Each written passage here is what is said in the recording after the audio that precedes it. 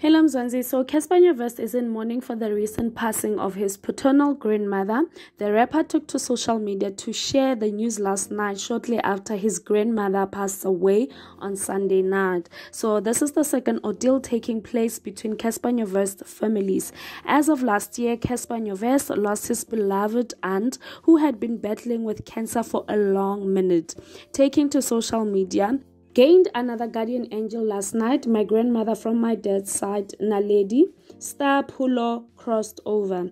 Thank you for everything, Nkgono. May your lessons stay with us so we can live a long, beautiful life like you did. May your soul rest in peace. So that is just it, Mzansi.